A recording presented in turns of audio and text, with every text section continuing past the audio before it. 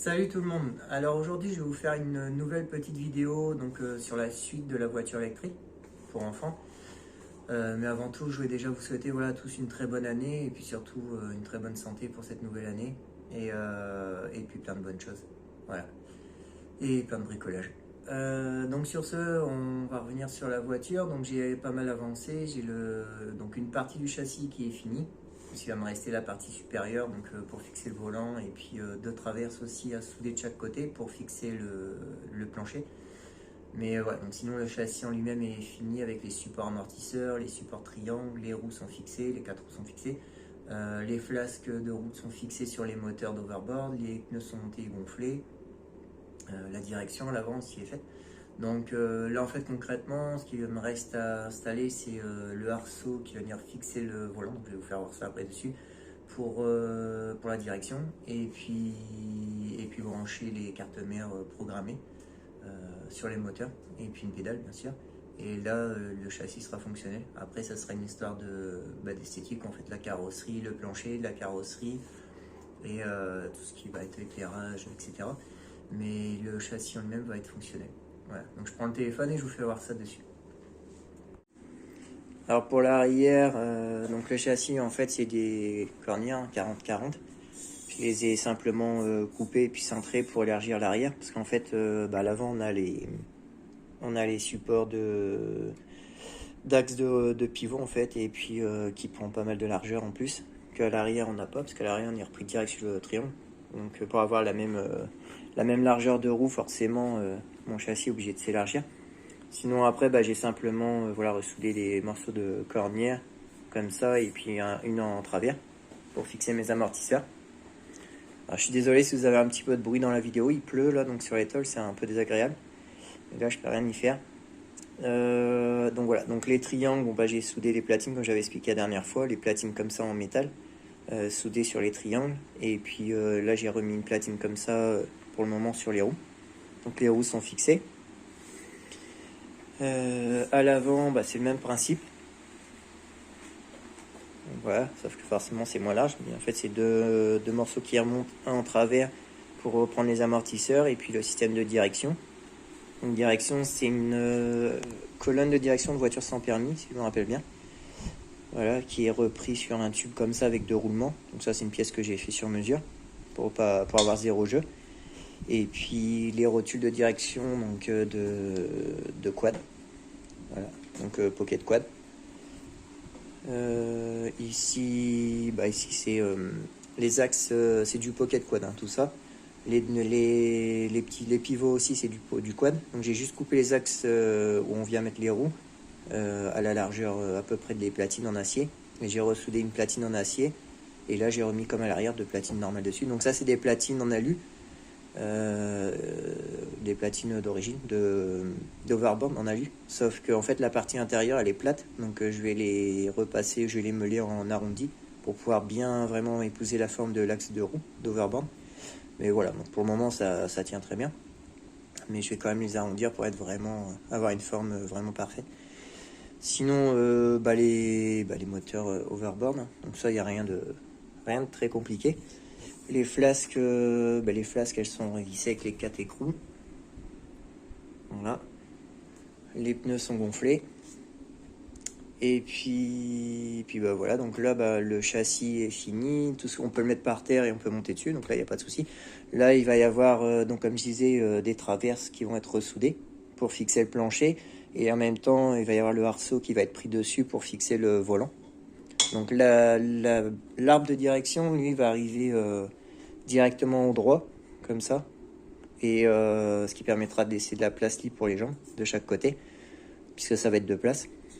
Et donc il va arriver au tableau de bord, en fait derrière le tableau de bord, et puis je vais faire un système de démultiplication qui retournera au volant, ce qui permettra en fait de ramener la direction de là au volant, et en même temps de faire le principe de démultiplication, parce que là en fait c'est du quad, pocket quad, donc on est en direct, il faut tourner en fait à peine un quart de tour et on est braqué à fond. Donc non seulement ça braque très court, mais en plus ça rend la direction un peu plus dure. Donc là, en démultipliant, je pense par 2, déjà ça fera un demi-tour de volant à peu près pour faire braquer les roues à fond. Donc là je pense que ça devrait être pas mal. Et puis en même temps ça rendra la direction encore plus légère. Voilà. Donc ça c'est ce que je vais faire la prochaine étape. Donc fixer, souder les renforts, le arceau, une sorte d'arceau qui va venir supporter la colonne de direction avec le système de démultiplication. Puis bon, bien sûr après il y aura le tableau de bord qui viendra se revisser dessus avec certainement des compteurs, etc. Et puis après principalement, donc une fois la direction avec direction finie et fonctionnelle avec le volant, donc un volant si, il va falloir que je fasse sur mesure. Et une fois ça installé, après ce sera les cartes mères à programmer et puis à installer. Donc celle-ci elle est déjà programmée normalement, parce que j'en ai pas mal et je me rappelle plus trop, mais celle-ci il y a les broches qui sont déjà soudées pour la programmation et puis le fil du 5 volts. Donc si j'ai soudé ça, c'est certainement que je l'ai programmé. Donc, je retesterai quand même, mais normalement elle est déjà faite. Et donc il faut que je retrouve une deuxième dans mes overboards là, et puis la programmer et puis la mettre à l'avant. Donc celle-ci, en fait pour la fixer ça va être très facile, parce que la platine d'origine en alu, elle est déjà, il y a déjà des points de fixation, et ça tombe pile poil dans mon châssis, comme on peut voir. Donc je vais juste percer les trous dans le châssis, puis venir la fixer ici. Comme ça, elle sera bien fixée comme il faut sur le châssis. En même temps, j'aurai mes fils directement en roue. À l'avant, ça va être le même principe. Donc ici, la carte mère va venir s'installer à peu près ici, je pense. Donc un petit peu écarté pour être sûr qu'elle vienne pas, les amortisseurs viennent pas toucher dessus. Bon, je pense pas, mais par sécurité, je vais la décaler un petit peu. Et puis comme ça, j'aurai mes fils qui iront directement aux roues. Et puis voilà, donc en fait, principalement, il va me rester une carte mère à programmer et puis installer et brancher avec une pédale à installer, bien sûr, et le système de direction, le renvoi avec le vent. Déjà là, je pourrais fixer après mes deux sièges et puis déjà faire les premiers essais puisque tout sera fonctionnel. Donc après, ce sera plus qu'une question d'esthétique, donc la carrosserie, le plancher, puis après, bien sûr, éclairage, toutes ces choses-là. Mais bon, après, une fois que le châssis est fait, déjà, c'est une bonne chose. Après, c'est vrai que la carrosserie va prendre un peu de temps aussi, parce qu'il faut, la carrosserie, si on veut quelque chose de beau, il faut passer un peu de temps à fignoler, etc. Mais voilà. Donc déjà, là, cette partie-là est bien avancée, donc je suis bien content. J'en ai profité aussi pour mettre tout à blanc et puis mettre un coup d'après de peinture noire.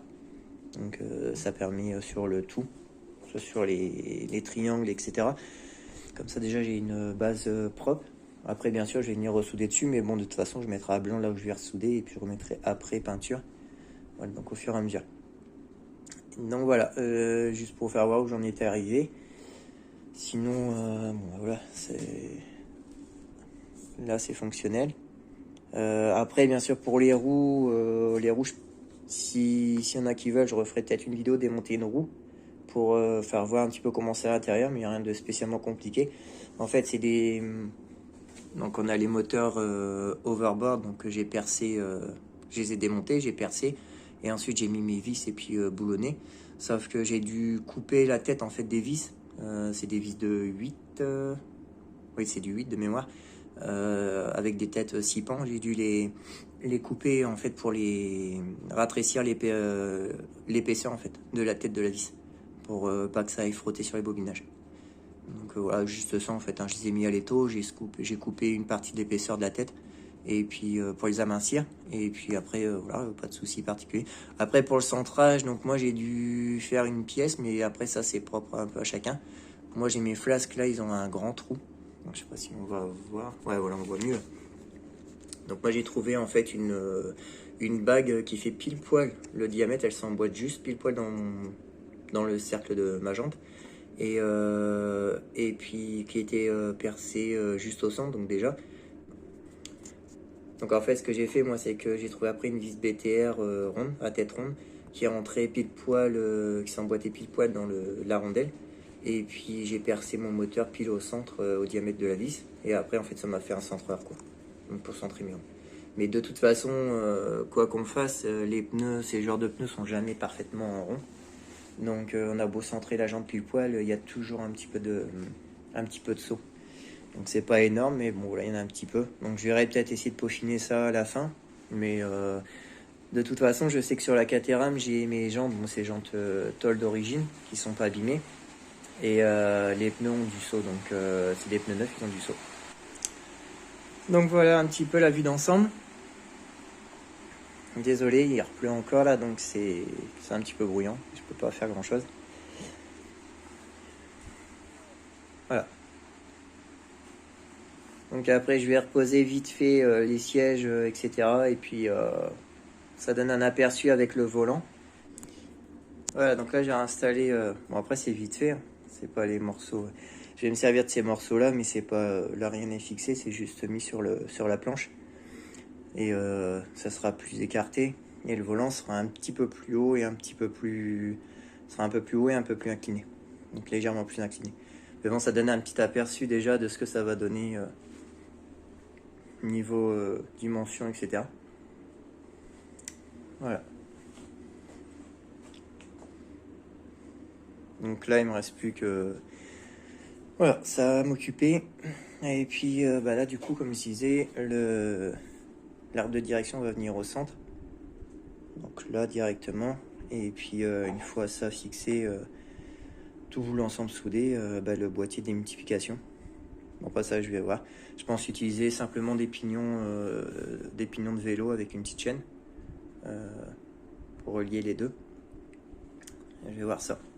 Je pense que c'est peut-être ça qui me demandera peut-être un petit peu plus de temps. Ça, après, c'est juste à couper, aligner, souder, donc mettre à la dimension. Mais donc voilà, ça avance. Allez, à plus.